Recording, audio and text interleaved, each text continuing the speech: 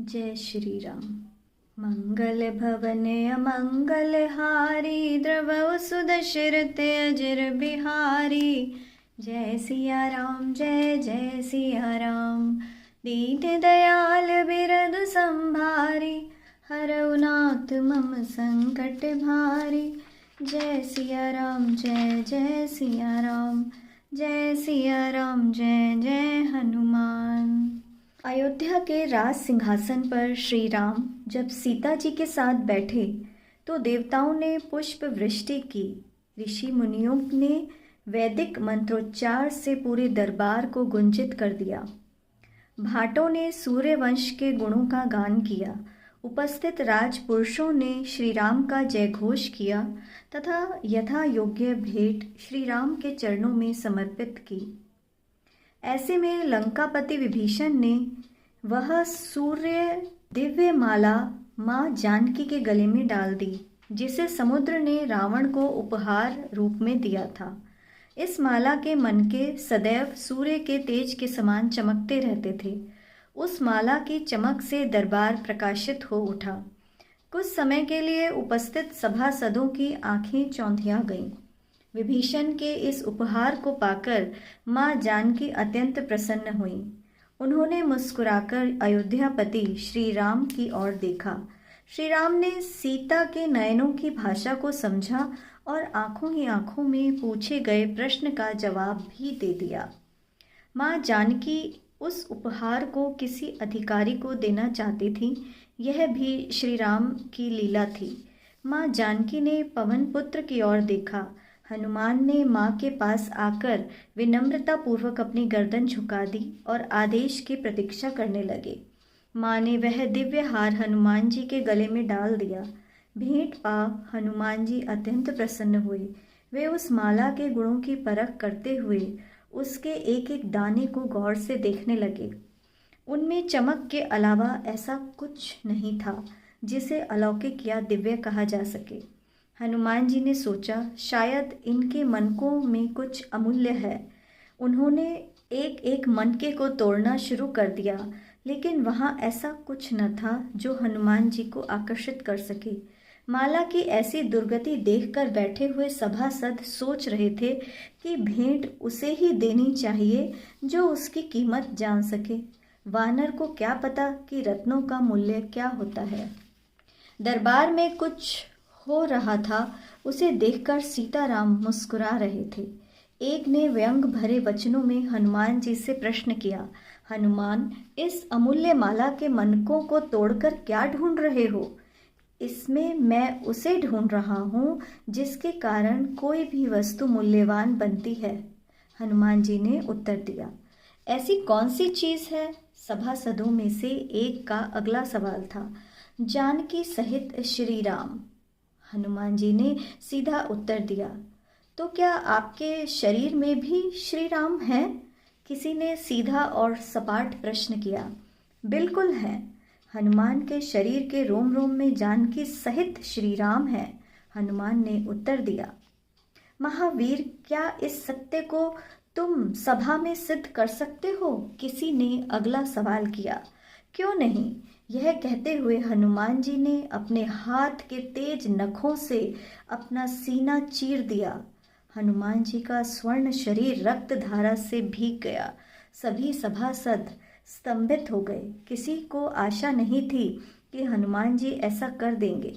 सभी ने देखा कि हनुमान जी के हृदय में सीताराम की सुंदर छवि विराजमान थी। भाव समाधि में लीन राम भक्त हनुमान जी के रोम रोम से श्री राम का पावन नाम झनकृत हो रहा था। उनके रोम रोम में राम लिखा था। आकाश से पुष्प वर्षा होने लगी। कृपालु श्री राम ने हनुमान पर कृपा दृष्टि डाली तो उनका शरीर पुनः व्रज के समान हो गया। पुलकित मन भगवान ने हनुमान को उठाकर अपने हृदय से लगा लिया। दोनों के नेत्रों से प्रेमाश्रु गिर रहे थे। सब देवता भांति भांति से उनकी स्तुति करके अपने अपने लोक को चले गए। तब भाटों का रूप धारण करके चारों वेद भी वहां आए जहां श्री राम जी विराजमान थे।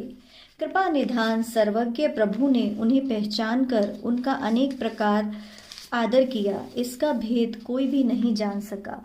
वेद भी उनका गुणगान करने लगे।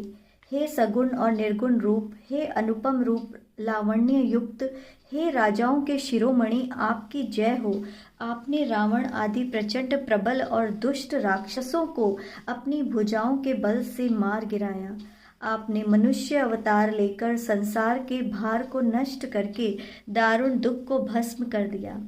हे दयालु, हे शरणागत की रक्षा करने वाले प्रभु, आपकी जय हो। मैं सीता जी सहित शक्तिमान आपको नमस्कार करता हूँ। हे हरे, आपके दुस्तर माया के वशीभूत होने के कारण देवता, राक्षस, नाग, मनुष्य तथा चर अचर सभी काल, कर्म और गुणों से उनके वशीभूत हुए दिन रात आवागमन में भटक रहे हैं। हे नाथ, इनमें से जिनको आपने अपनी कृपा दृष्टि से देख लिया, वे तीनों प्रकार के दुखों से छूट गए। हे जन्म मरण के श्रम को काटने में कुशल श्री राम जी, हमारी रक्षा कीजिए, हम आपको नमस्कार करते हैं। जिन्होंने मिथ्या ज्ञान के अभिमान में विशेष रूप से मतवाले होकर जन्म मृत्यु के भय को हरने वाली आपकी भक्ति का आदर नहीं किया, हे हरि, हम उन्हें देव दुर्लभ पद से नीचे गिरता देखते हैं। परंतु जब सब आशाओं को छोड़कर आप पर विश्वास करके आपके दास होकर रहते हैं, वे केवल आपका नाम जपकर ही बिना परिश्रम भव सागर से तर जाते हैं। हे नाथ, इस प्रकार आपका हम स्मरण करते हैं। जो चरण शिवजी और ब्रह्मा जी के द्वारा पूज्य हैं तथा जिन चरणों की कल्याणमयी धूल का स्पर्श पाकर शीला बनी हुई गौतम ऋषि की पत्नी अहल्या आदि तर गईं, जिन चरणों के नख से मुनियों द्वारा वंदे त्रैलोक्य को पवित्र करने वाली देव नदी गंगा जी निकली तथा ध्वजा, व्रज, अंकुश और कमल आदि चिन्हों से युक्त जिन चरणों में वन में फिरते समय कांटे चुभ जाने से घट्टे पड़ गए, हे मुकुंद, हे राम, हे रमापति, हम आपके उन्हीं दोनों चरण कमलों का नित्य भजन पूजन करते रहते हैं। वेद शास्त्रों का कथन है कि जिसका मूल अव्यक्त है, जो अनादि है, जिसके 4 त्वचाएं, 6 तने, 25 शाखाएं और अनेक पत्ते व फूल हैं, जिसमें कड़वे और मीठे 2 प्रकार के फल लगे हैं, जिस पर एक ही बेल है जो उसी के सहारे रहती है, जिसमें नित्य नए पत्ते और फूल निकलते रहते हैं, ऐसे संसार वृक्ष स्वरूप आपको हम नमस्कार करते हैं।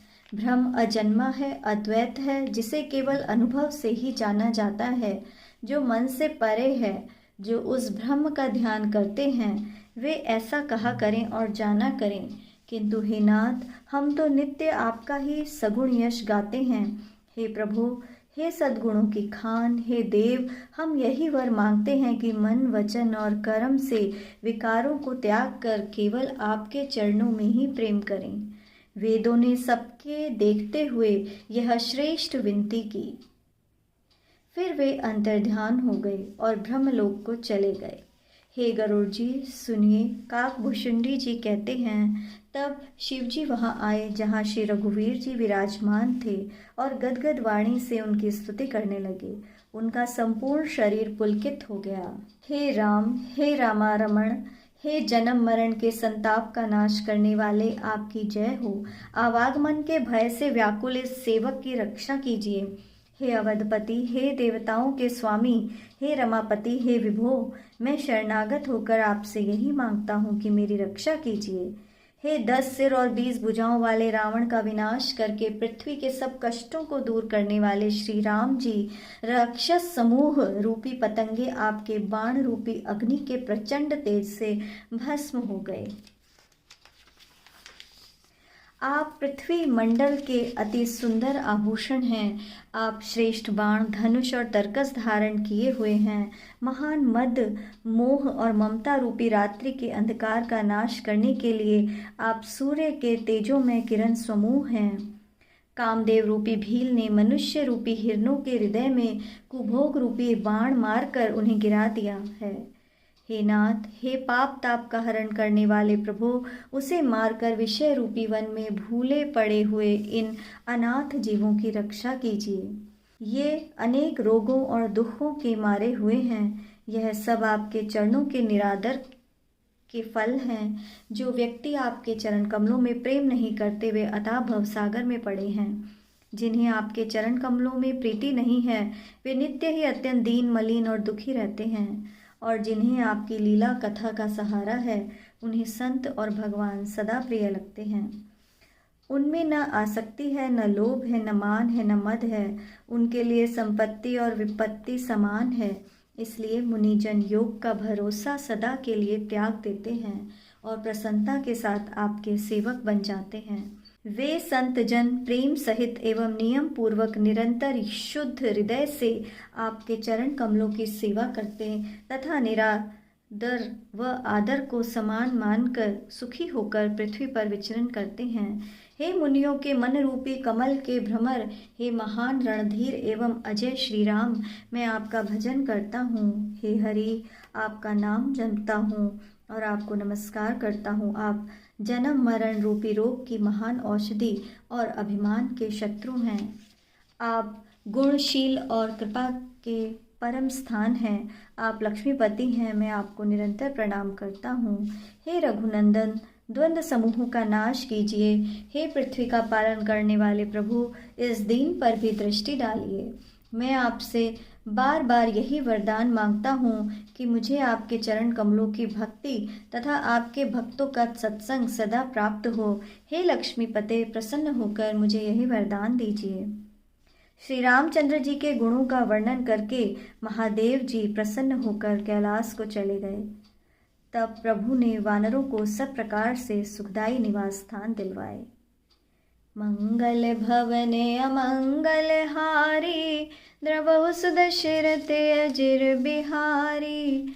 जय सिया राम, जय जय सिया राम। दीन दयाल बिरधु संभारी, हरऊ नाथ मम संकट भारी। जय सिया राम, जय जय सिया राम। जय सिया राम, जय जय हनुमान। जय श्री राम।